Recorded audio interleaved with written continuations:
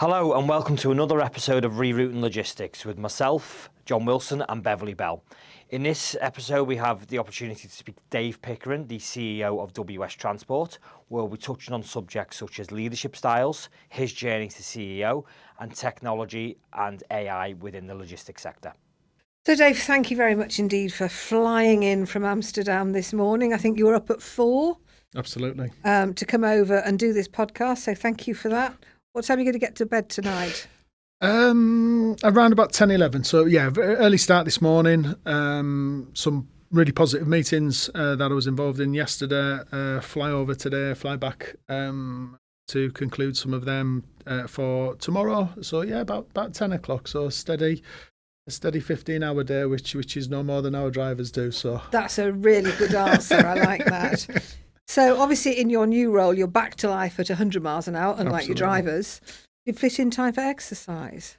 Not as much as I'd like to. So it is important, and healthy diet, healthy exercise is hugely important. I used to do a bit of gym work a couple of 3 times a week. Early mornings, head of work, keep a healthy mind, healthy body. I think the two are very linked. But unfortunately, I had to, some change of direction, some personal challenges within the last year. My good lady wife, while we were going through the birth of our daughter last December.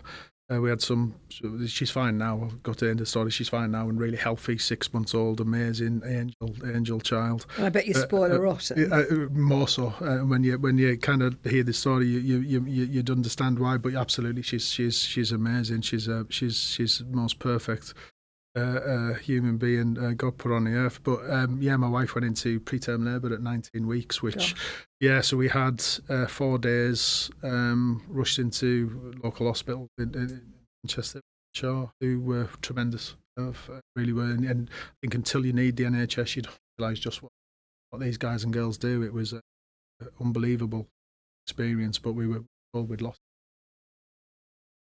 And as a result of that, we bereaved.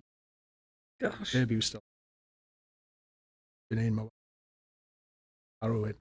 And an amazing miracle work of a doctor based there. Performed an operation. Theatre was blown back up. Gosh. Waters sealed, and then an emergency stitch put to the cervix. And then my wife had to be on bed rest for. We thought it was only going to be.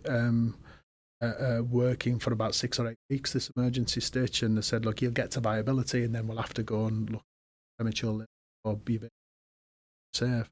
And my wife, through unbelievable mental strength, was able to nurture the baby through to 38, which was Dr. Salimi's record of ever having an emergency stitch in place because she had bed. So And then we got her on in April and have treasured every single minute and every single second of her life and the other kids' lives. We're very, very blessed and very appreciative of what life's gave us, and that stopped me gym work. So I became life changing. Yeah, absolutely, yeah. So and again, it gives you a complete different appreciation of my wife's kind of life. School mum life, dad life. You took husband. Over running the family, did you? Yeah, and I swear to you, and I wouldn't swap it back from what I'm at now in a heartbeat. I have got and I've said it to a number of people, I've got a different level of appreciation in just how hard it is to run a household and not actually being surrounded by colleagues and people that you can interact with. There's no support network, zero, is there? Zero. Very lonely. A completely different appreciation for what it takes. Busy household, but yeah, we're truly blessed. So that was the end of my gym, and I haven't quite got back into it. Well, I can understand, especially if you're up at 4 and bed at 10. Well, thank you for sharing that story. No, I really appreciate it. So has that made you a more family-friendly employer, or were you one anyway? It definitely has. But so without a doubt, I think that I think any good leader really does evolve their leadership styles through experiences and learning. So without a doubt, that has helped shape some of the mission and vision that I want for this new business that I'm working in today. So how long have you been in your new role? So what is your new role? So just shy of 6 months in WS Hallco. So it's William Stobart. So teaming up with someone who I've had a tremendous career path with and a tremendous relationship, both professionally and personally, is a really truly special individual. So CEO of the William Stobart and Son business, WS Hallco, is made up of the alternative parcel company, which is a fantastic parcel business in the big and heavy and alternative marketplace, with 93 partners, 93 entrepreneurs all across the UK, which gives us loads of opportunity for new business, new sales. Going into parcels and courier work, are you? Yeah, well, we certainly bought into that. So, and it's and why wouldn't you? When you look at the growth and the changing and evolution logistical solutions that are out in the UK, parcels over the last 10, 12 years just gone from that catalogue kind of experience to a same day. I mean, you can literally order something on Amazon in the morning, it's here at 9 at night. And when you look at the involvement of the logistics solutions that we've all been party to supporting and bringing, I mean, wow, the solutions that also being in the parcels is. Okay. Because we were talking before, weren't we, about I'm very old, and I remember you would buy something from a catalogue, and we're in Liverpool, and who doesn't know John Moore's? Yeah. And you would buy it from your catalogue, and it would say, "Please allow 28 days for delivery." Would. And the 28-year-old weren't they? And they said, "Wow, is that how it was?" Yeah, and the absolute shock on the face was testament to that. Yes. So what about when that 28-year-old is your age? Yeah. And the current then 28-year-old is saying, wow, what's the wow going to be? Because how are we going to develop? How's the transport sector, logistics sector going to develop? Because it's probably about as quick as it can be in terms of delivery, isn't it? I think, it really is coming on, and then we'll get into IT and AI and machine learning capabilities, because I think that has a huge part to play well in terms of potentially whether that speeds up distribution or reduces cost. Makes it cheaper. Yeah, because ultimately, I mean, if you can improve the supply chain, ultimately you're improving inventory, you're improving stock holding, so you're reducing client cost base, which should really feed through to the consumer. Becoming greener, cleaner. Yeah, absolutely. Yeah. So can we just talk about technology? Yeah. We had an interesting conversation before about AI cameras. Yeah. I'm a great fan of AI cameras from a reducing risk point of view for my clients. Yeah. But whether it's AI cameras or whether it's planning technology or whatever it is, technology is here to stay. Absolutely. The transport sector, is it an opportunity or is it a threat or is it a bit of both? What's your personal view about it? I think it's both. There's huge opportunities, as I've said earlier, to be able to improve the data streams that are in the business, and to be able to improve planning, networking, reduce inventory, speed up supply chain. That's a huge opportunity, and to be able to reduce the workload on colleagues and not have to put so much pressure in terms of solutions onto colleagues. If you can have systems that the risks come in terms. I mean, it's clearly security going to business that I'm in today, and security is the single biggest risks of the more we put, the more emphasis and energy that we put behind our systemic solutions to solving these puzzles, the more at risk we are in terms of being either cybersecurity or not being online. Cybersecurity must be a huge risk. Yeah, and there's two ways of facing into it. It is a huge risk, and from a cybersecurity point of view, I mean, I'm not sharing anything of any kind of trade secrets. My kind of strategy, what was and certainly what is today, is look, you've got to face into going to be hacked, and if you face into the boundary of we're hacked, what do we do? Then you're better equipped to deal with the likely challenge you're going to have. And the logistics sector is very good at dealing with the what if. Absolutely. Okay. So I think from a security point of view, that's I think that challenge is still there.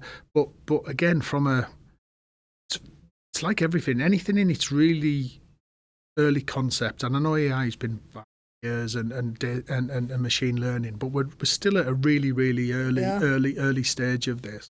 And it's, where's all that data going? So you've talked about the cabs, and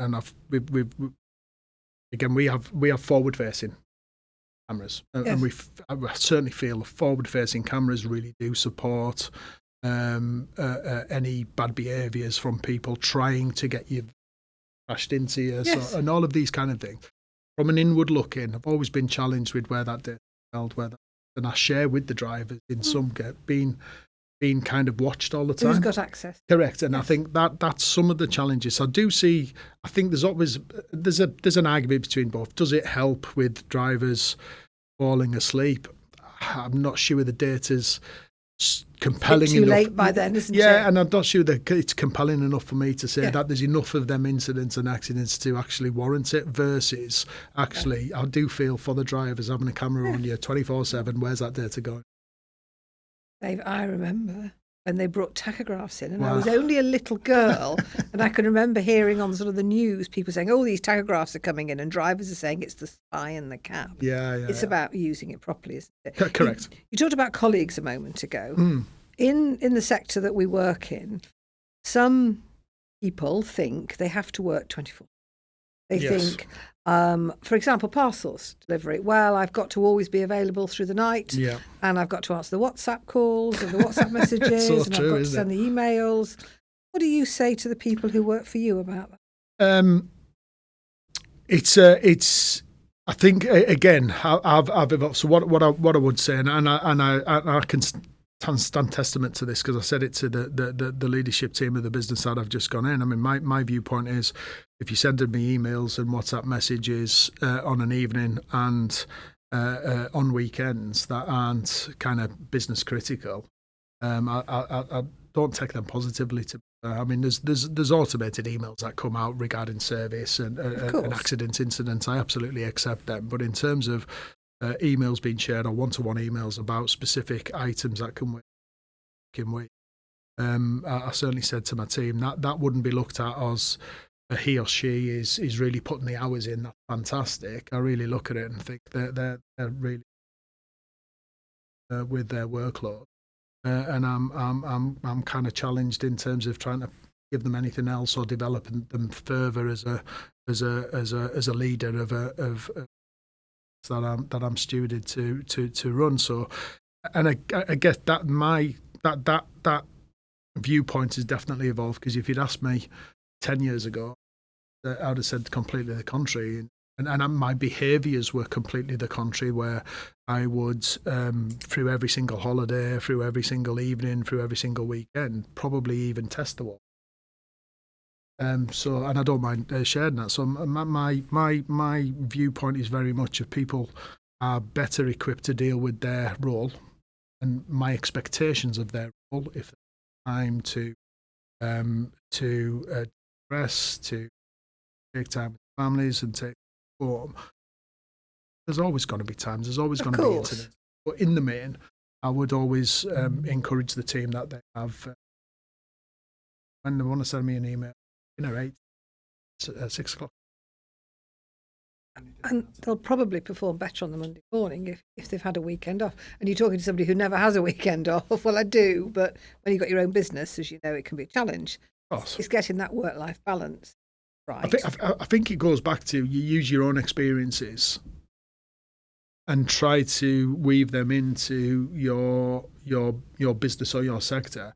And my own experiences, certainly within the latter part, doesn't mean I've become not as focused, not as driven, not as passionate about delivering. Setting boundaries, Absolutely. parameters. Yeah, and again, I'm setting that for what I believe is a sustainable leadership team that is got the ability and bandwidth to be able to support the vision and mission that I want for this, rather than effectively burning people out and then they're considered not a great person. Okay. Did not help them enough on their journey And also do damage to them. So you've moved from one large organisation to a smaller organisation with a bit of a break in between, where you were running the family. Yeah. Let's not ask it about you individually, but let's ask it generally, because you'll have had along the way interaction with lots and lots of people who've worked for you for a long time, and then they've gone on to work somewhere else. But they might want to take with them what they've learned, or they might want to leave it behind. You're now in that situation. What are the challenges of moving to a new organisation when you've been in the same one for such a long time?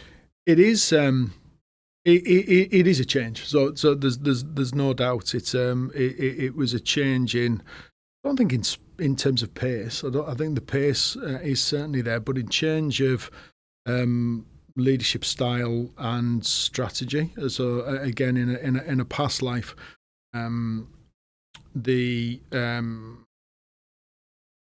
certainly from a client point of view, we would always try and win all of the work, win all of the activities with any given client, and not kind of share things with competitors, and we probably weren't collaborative in a lot of areas, and that was from a defensive standpoint of was a variable amount of loads to be done every day, giving a competitor a set amount of 10 loads, and then we just become the variability, our flexibility that impacts our cost to grow. So you tended to be, look, we'll do everything or we'll do nothing. Where I think certainly within the business that I'm growing now, it needs to be collaborative, and I think the more and more of organisation oversight need to blend collaboration. They are truly going to maximise their ability to service a client and drive profitability into their business. But I think certainly more than anything, being able to sit down with the colleagues of dusting off the playbooks of what's really went well, and again, over the 34-year, there's a hell of a lot that went well. There's a lot that we've learned that we can imprint on the new business. Probably more importantly, on the smaller number of things that didn't really go well, things that we would have done better, whether that be from an IT perspective, whether that be from a colleague engagement perspective, and you would have had your time over, you'd have done, I've got that ability, and that's not really challenging. That is super exciting. That's a bit like being given a chance, isn't it? Absolutely, 100%. It really is, and to be, kind of said now, to be given that second chance and to be passionate enough, young enough, hungry enough to be able to embed them learnings and them playbooks on a business that is set up. So we're not. What's a playbook? A playbook. It's maybe an Americanism, isn't it? It's probably more of an American football playbook. That the American football, you have a play, you work to that.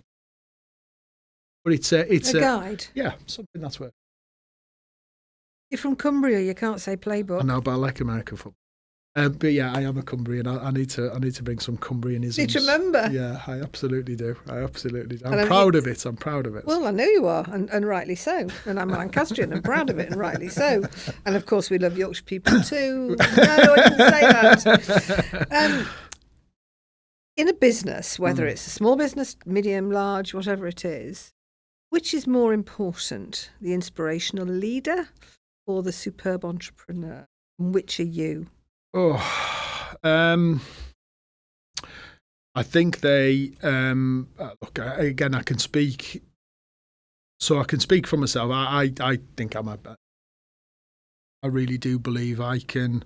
What I bring is transparency, trust to a direction. And I believe that word trust that's important to you. It's absolutely. I think it's fundamental when you're bringing people with you that they believe in the direction you go to. Because again, in a sector that is tough, We've talked about it earlier. It's a really tough and challenging sector. It's low margin in the main. So getting decisions wrong is difficult if you do get them wrong, because of the margins that we kind of all work to. So and we expect a lot. We said again there about WhatsApps and timings and work. Again, we do expect a lot. So asking people to run through brick walls, which I've done through my career for leaders I've worked for, I've got to trust them, and I've got to trust that they've got the interests of the business and or the interests of myself as a career path. I've got to trust that there. So I think trust is important, but being able to have colleagues that are with you. And know why you're doing it. Yeah, and they've got to know, and I think that's why I've always again done well. And again, I, from a personal point of view, I think the career I'd forged through my time, kind of being with that business for such a long time, you'd get caught out if you didn't have trust and you weren't bringing people and you weren't developing careers for the colleagues that you were working with. 2 years, 3 years, 4 years, you'd be found out. And I was at a senior level for director for over 20. So you've got to bring trust into us. I think from an interpersonal leader, I would genuinely say I wear my heart on my sleeves. I'm very honest. I'm very outspoken, which my leadership, my boss and others sometimes don't like, but I'm very transparent and forthright with my views. And I think that would dovetail really well in terms of not being that entrepreneur such. I can see an opportunity, and I'm very opportunistic and brave in terms of the decisions that I take. But when I look at what I classify as an entrepreneur, that would be a William Stobart. I mean, it's someone who is the opportunity that he sees is fantastic. There's others, Malcolm, John Gregory's of such. These are true entrepreneurial business leaders, business owners. I wouldn't classify myself as that. I'm very good at running a business, seizing opportunity, and being brave with them opportunities, and then bringing on people support with the execution delivery of entrepreneurial spirit. You're a hearts and minds person. I think so. Look, I think there's clearly some entrepreneurial. I can see opportunities within logistics, and I can see where things can be improved, whether that be from a service, colleague, or cost kind of metric. But yeah, fundamentally, hearts and minds, and that's what I think most CEOs are there to really shape, is to shape vision, strategy, behaviours, and then be there to help. Ultimately, players to deliver their CEOs there to support them, not do the do. Not without getting out, but trust people, set it up right, and then trust the people to be able to undertake their roles in a systemic, simplistic. And again, being Cumbrian, I am really, really simple in this view. This isn't rocket science what we do. Keep it simple, and we can keep it systemic. Don't overcomplicate it. Correct. And people have created the job into cottage industries that overcomplicate something that ought where to be, and trying to get back to it as quickly as we can, and as seamlessly as we can, and as efficiently as. So when you come to the stage where you retire, many decades down the road, because I can't ever see you retiring. Not too young in my wife's eyes, but either or. Because you've got such energy and drive and enthusiasm for what you do. And then you go, as somebody told me the other day, they were sitting in the departure lounge ready to go upstairs, which I thought was the most depressing phrase I'd ever heard. And you knock on the pearly gates and God says, what have you done in the good? Well, I think in your work, in my work, I think again, when I've certainly over the last year, when I've left a business, joined a new business, I've been really humbled with the amount of people who've interacted with us, whether that be ex-colleagues, existing colleagues who've really probably opened my eyes up in terms of what they've said to me in terms of how much I've done for them as an individual. So being able to help people and develop people and maybe help shape some of their career path, knowing that I've helped them, their families to forge a career that keep saying to them that there's a more fair chance that they've done it. But that's really nice to hear. So I think being able to stand back and think I've really have helped a number of people help shape a career.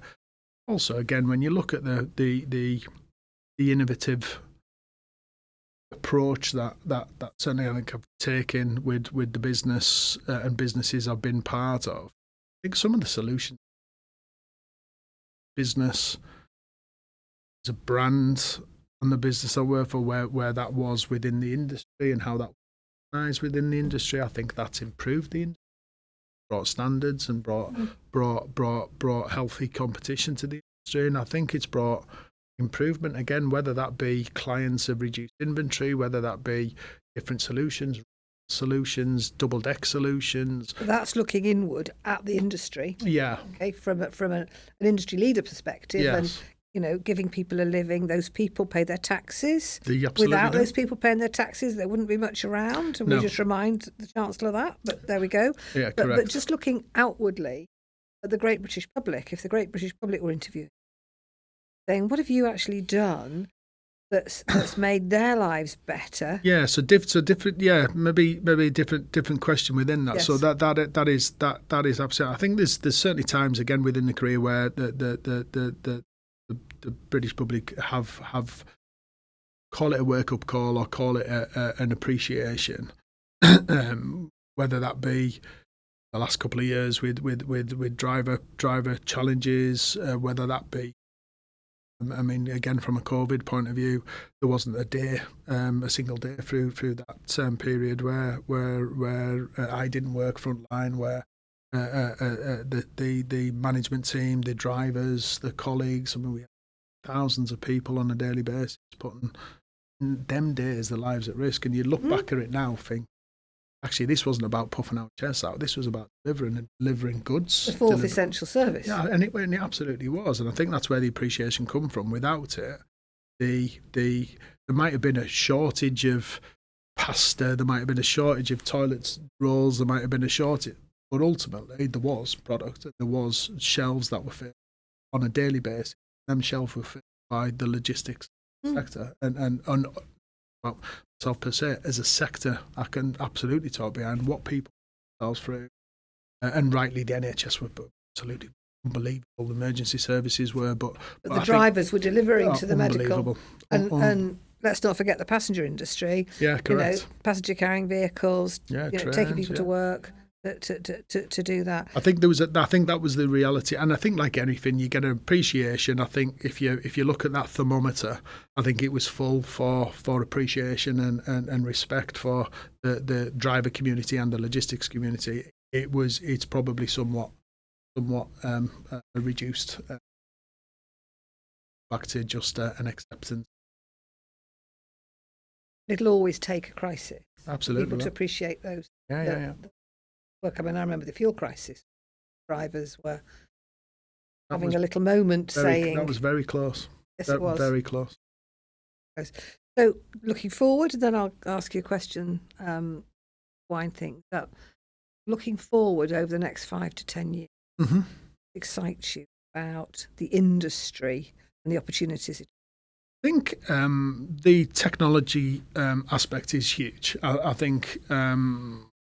I mean, everyone talks about AI again. Everyone talks about machine learning, but I think the opportunities to improve again the solutions that we portray and deliver will be enhanced by and I think businesses that embrace that technology and develop their technology solution.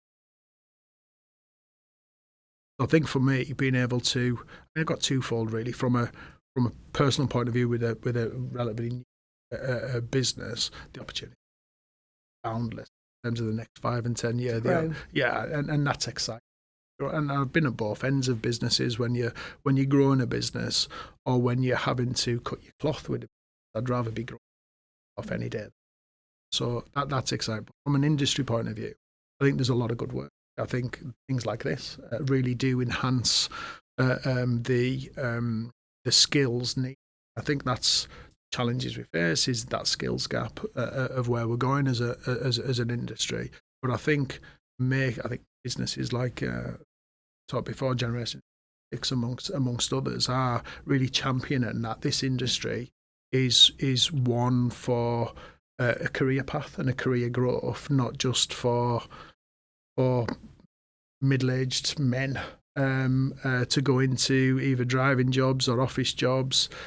People thinking like the planning department is like a stock exchange floor from the 1990s with phones being thrown around at each other. It's not that world. I get that. It's a very, very, very positive. Okay. I could talk to you for so much longer. I mean, both. You're fascinating and very interesting. So we're nearly out of time, but this is your opportunity, if you want to turn the tables and ask me anything you'd like to.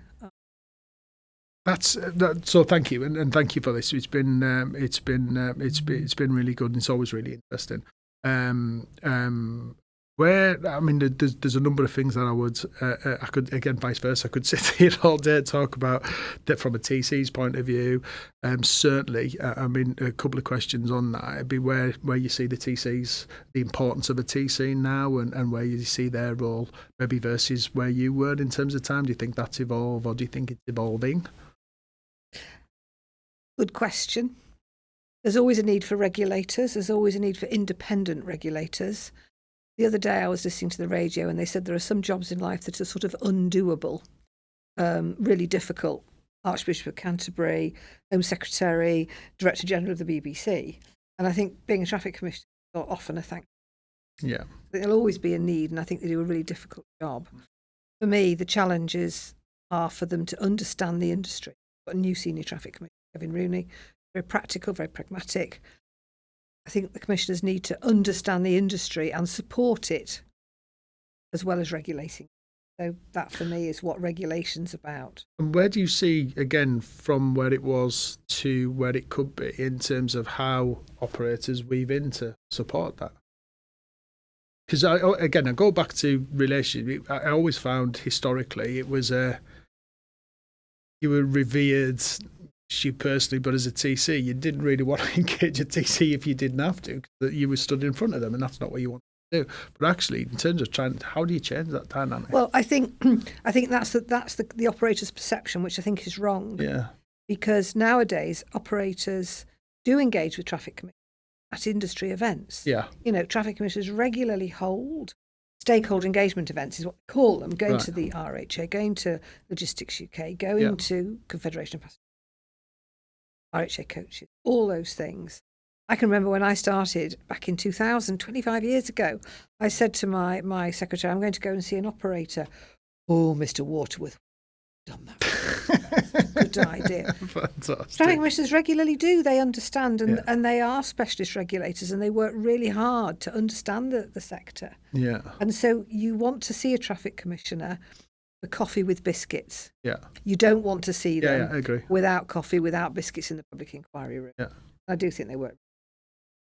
But look, it's a long time since I stopped being a TC. It's 8 years, which is quite frightening. And again, maybe to wrong put you on the spot, what do you think there's one thing operators could do to improve, whether it be logistics as a whole, or whether it be from a compliance perspective? Yeah.